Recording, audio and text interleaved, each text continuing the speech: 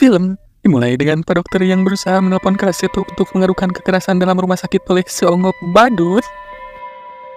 Namun, sang badut yang emosian malah menghantam Pak Dokter hingga mencukil matanya hingga membuat Pak Dokter gugur-guguran kesakitan.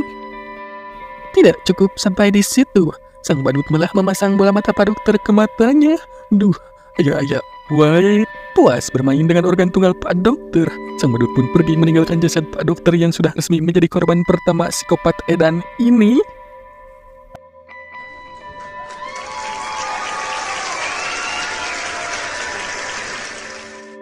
Sang badut pun berlanjut menuju sebuah laundry untuk mencuci pikiran.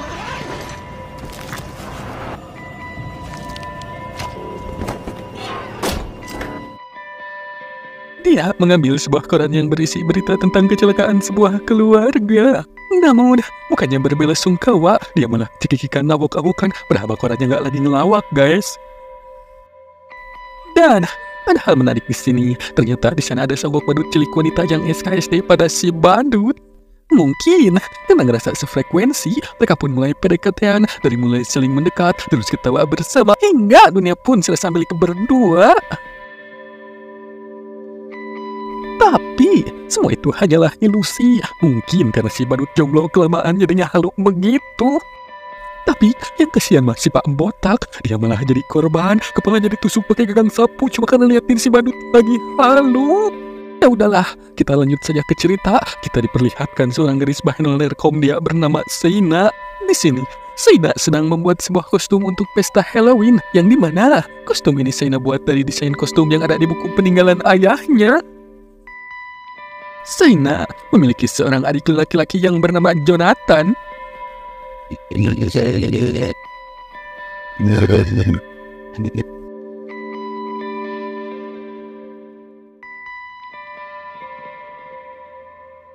Nah, si Jonathan ini memiliki ide gila, yaitu ingin menggunakan kostum Art the Clown, yaitu si badut psikopat yang melakukan pembantaian yang menjadi tragedi Miles Country beberapa bulan yang lalu. Dan jelas saja, hal itu mendapat tentangan dari kakak dan ibunya, karena kejadian itu masih hangat sehangat tai kotok, dan jika Jonathan menggunakan kostum Art the Clown, itu sama saja seperti Jonathan sedang mengolok-olok keluarga korban.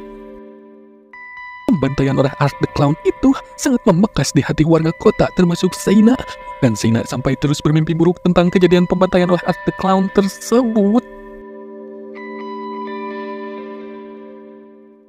Seperti saat ini, Seina sedang bermimpi buruk di mana Art the Clown membakar seorang penyanyi pesta. Hingga membuat Seina mengigau hingga kejut-kejut kegelian seperti sedang disetrum belut listrik Uncle Jenkins. Namun, mimpi Seina kali ini menjadi sangat aneh dan mengerikan, menakutkan, mencekam, menegangkan DLL. Di mana saat si badut mencoba membakar Seina, tiba-tiba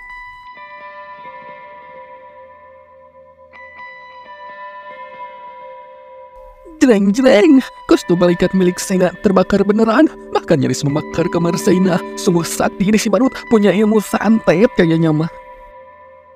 Atas kejadian itu, Seina pun kena ghosting si mama, karena dikira itu akibat kelalaian Seina yang tidur sambil debus main api semur mulut di api etap kurma. Seina pun kena mental karena mimpi itu hingga terus kepikiran sampai berhalusinasi.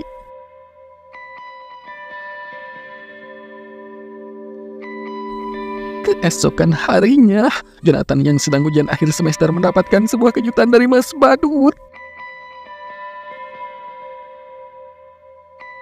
Mas Badut psikopat ternyata menyambangi sekolahan Jonathan, namun bukan untuk ikutan ujian akhir semester, tapi untuk mengeluarkan si perut seekor kucing dalam rangka meneror Jonathan.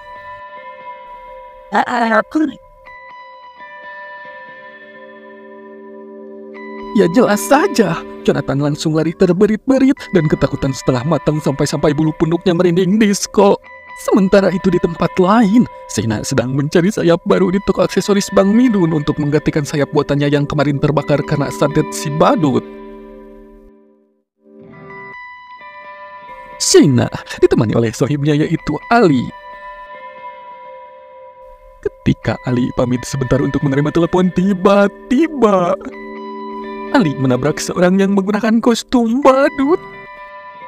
Ali Melios begitu saja tanpa rasa curiga sedikit pun. Ya wajar sih, karena itu kan memang toko aksesoris. Apalagi ini menjelang Halloween, jadi pasti banyak orang yang juga membeli kostum di sana. Di sisi lain, Shayna yang masih mencari tambahan aksesoris untuk kostumnya merasa terintimidasi oleh senyuman penuh makna dari seseorang yang berdandan ala badut. Shayna semakin panik setelah mendapatkan kedutan mata nakal ala om-om sangean dari pria aneh berkostum badut itu. Dengan pelan-pelan dan penuh ketakutan, Shayna mencoba pergi, namun Shayna harus melewati si badut karena si badut ngejadok di jalanan. Merasa sedang di-stalkingin si badut, Shayna pun panik dan segera membayar belanjaannya agar cepat bisa pergi tanya. Namun, kampretnya, si badut malah terus saja mengganggu Shayna dengan berbagai macam pamolahnya, hingga Shayna semakin ketakutan, panik, tertekan, terintimidasi hingga membuatnya ingin modal di jalanan. Melihat Shayna yang semakin ketakutan, si badut malah semakin mendekat dan dengan sengaja si badut koplak memainkan lonceng tepat di telinga Shayna hingga membuat Shayna terkaget-kaget hingga berkata, Ayah melihat kelakuan rugat si badut membuat Bang Midun emosi dan berkata, dasar kanal buntung mewek pegek irung pesek. Si badut yang tidak terima dengan kata-kata mutiara Bang Midun langsung menutup toko. Setelah menutup toko, si badut mulai mengeluarkan seperangkat alat psikopat dari dalam kresek besarnya, mulai dari lantai, centong sayur, botol kaca, uang receh yang membuat Bang Midun gebrak meja, dan cerot, kepala Bang Midun dihantam botol lalu dianiaya dan disembelih sampai putus. Lalu ditenteng oleh si badut dan ditunjukkan kepada seorang bocil yang meneropong dari kaca depan. Karena dirasa ada yang aneh, si ibu pun mengajak anaknya pergi menuju salon terdekat untuk krimbat, narik daun. Sementara itu, Shayna telah kembali ke rumahnya, lalu menemui adiknya yaitu Jonathan. Tanpa basa-basi, Jonathan pun langsung nyerocos perihal kejadian di sekolahnya tadi siang sembari menunjukkan sebuah penggalan berita di koran. Shayna pun sejenak terdiam, karena Shayna tahu yang diceritakan Jonathan itu benar, karena Shayna pun tadi diteror oleh seonggok badut. Lalu, Jonathan menunjukkan sketsa wajah badut yang tadi menerornya dan gambar-gambar dari sebuah buku yang merupakan peninggalan ayah mereka. Di tempat lain, sang badut tengah mendatangi rumah Ali untuk melakukan trick or treat. Namun, kelakuan iseng si badut malah membuat Ali sangat kesal sekaligus merasa terintimidasi.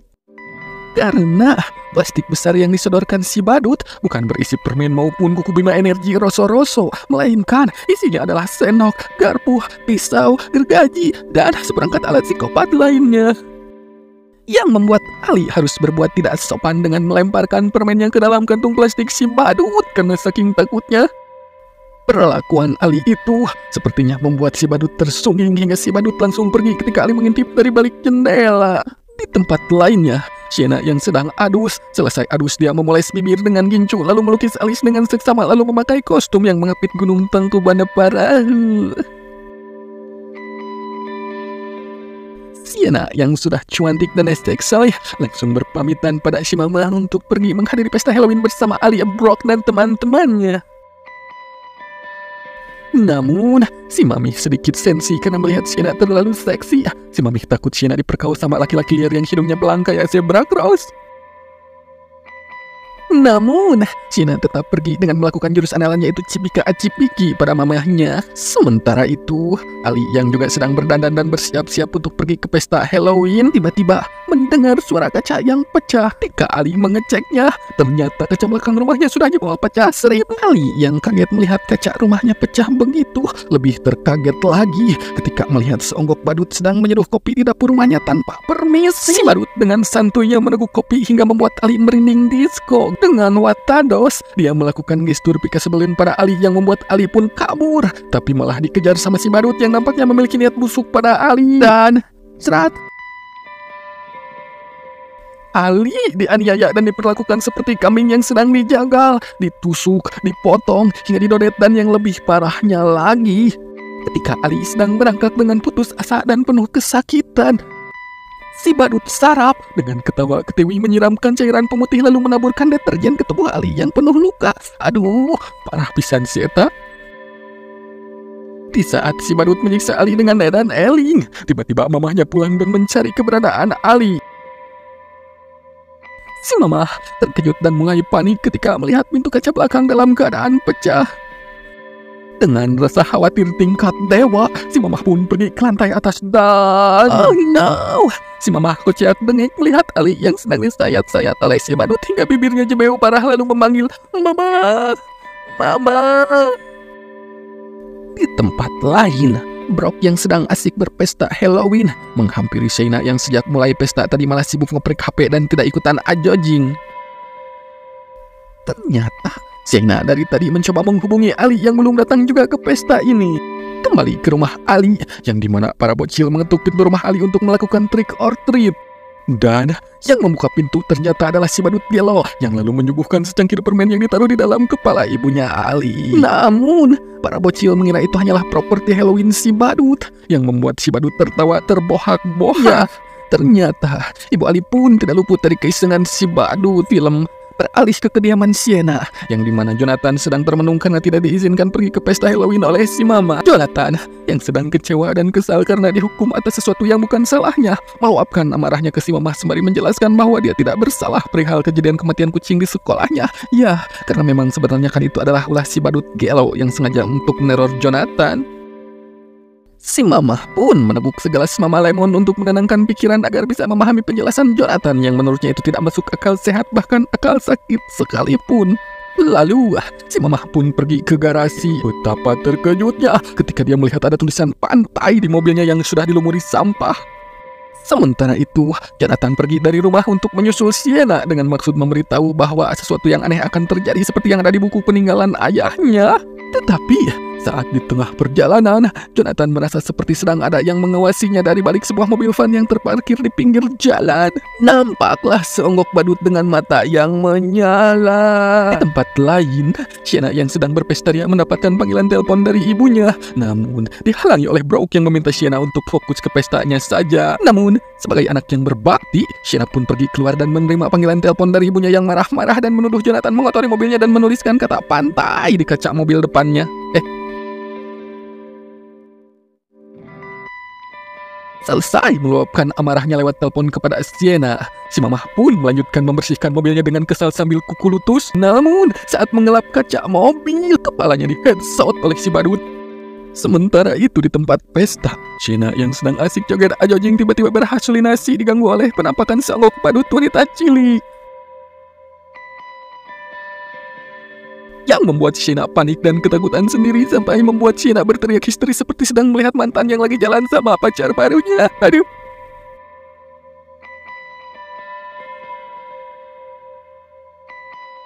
Di sisi lainnya, Jonathan sedang lari terbirit-birit setelah melihat penampakan di mobil van tadi.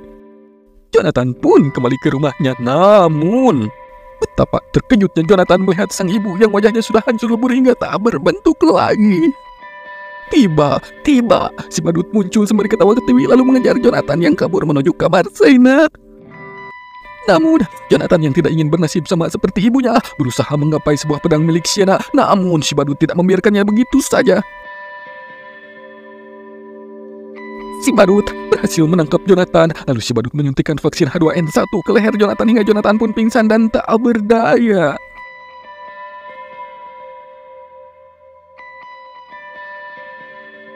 Nah, ternyata si badut tidak membunuh Jonathan. Si badut cilik malah menelpon Sienna dengan berkamuflase menggunakan suara Jonathan dan meminta Sienna untuk menjemputnya di sebuah karnaval tua di pinggiran kota.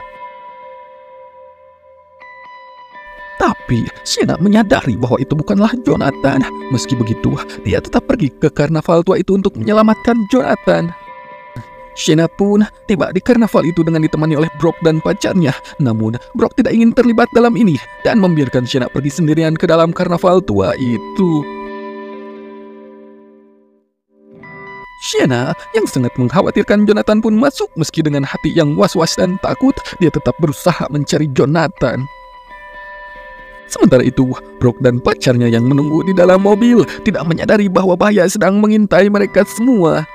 Di sisi lain, Sienna yang masih mencari Jonathan menerima WA yang menyuruhnya masuk ke dalam sebuah rumah hantu Terrifier. Dengan gagah berani, Sienna pun memasuki rumah hantu tua itu demi Jonathan sang adik. Di tempat lain, pacar Brock yang dari tadi menunggu di mobil kini kebelet ingin papang raos. Tapi tiba-tiba cerat,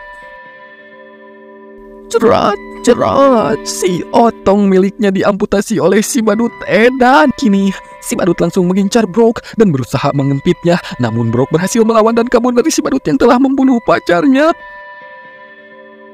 Brok lari dan terus berlari. Walau sudah terjatuh, dia bangun dan lari lagi. Tapi si badut pun tidak mau kalah dan terus mengejarnya.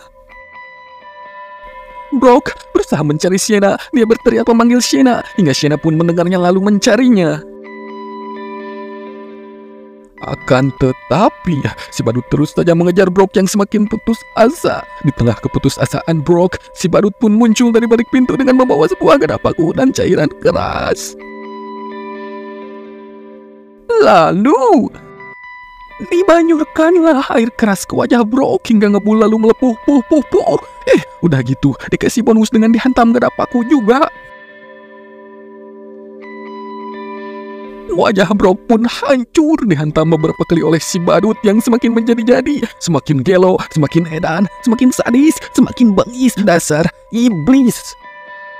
Dan Sienna malah datang di saat yang tidak tepat hingga membuatnya menangis pilu penuh haru. Namun Sienna ngoranya terkejut ketika melihat si badut ada tepat di depannya, membuat tubuhnya gemetar, dadanya membesar, berdebar maksudnya.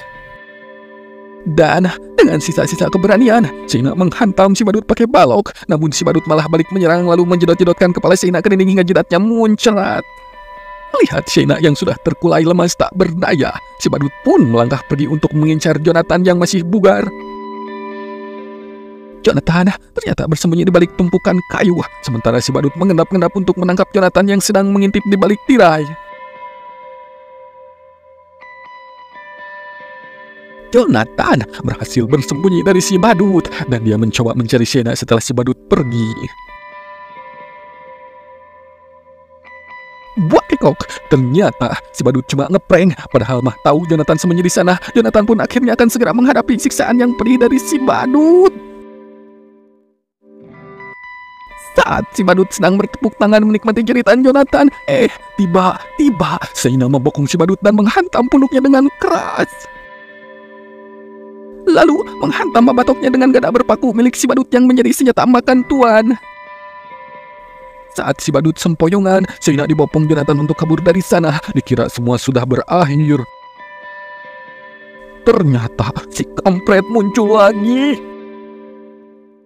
Jebret! Dengan sisa-sisa tenaga, Sienna menghantam lagi si badut. Namun si badut masih terlalu kuat dan membuat Sienna juga Jonathan tak berdaya walau sudah upaya. Diiringi tawa biadabnya, si badut pun mulai menyiksa Sienna dan Jonathan dengan beringas dan tanpa belas kasihan menggunakan cambuk kawat berduri. Namun, Sienna berhasil bangkit dan menangkap cambuk si badut hingga terjadilah tarik tambang yang dimenangkan oleh Sienna. Sienna pun melakukan balas budi dengan langsung menghujamkan cambuk kawat berduri kepada si badut yang malah keenakan saat dicambuk oleh Sienna. Sienna pun kesal lalu mengambil sebilah besi lalu ditusukkan ke kepala si badut. Namun kampretnya, si badut masih saja tetap hidup padahal kepalanya sudah ditembus besi. Sungguh tidak masuk akal, tapi ya namanya juga film sih.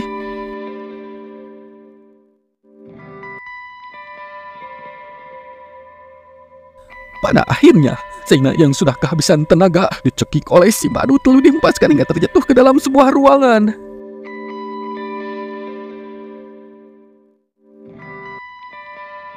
Melihat Sienna yang dia kira sudah mati, si badut pun mengalihkan sasaran kepada Jonathan yang saat ini masih tidak sadarkan diri setelah tadi dihantam oleh si badut.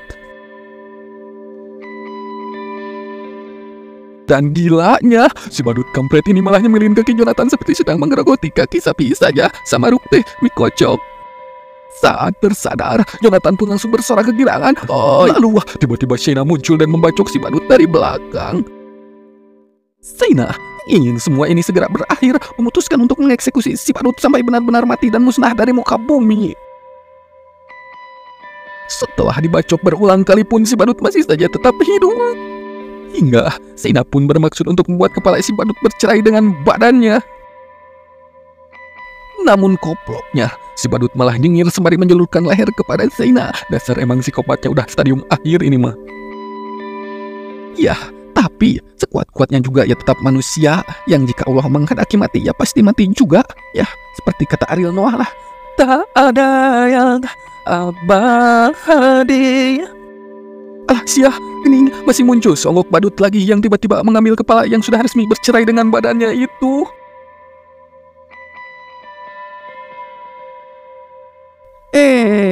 Dikira mau ada adegan gelut lagi. Ternyata dia malah pergi gitu aja dengan membawa kepala si badut psikopat. Tapi di akhir film ada adegan tambahan di mana seorang wanita sedang menggendong kepala si badut Art the Clown. Aduh, sungguh film yang sangat aneh. Ya sudahlah, cukup sekian dan terima gaji. Tapi jangan lupa tuh like dan subscribe jadi kadek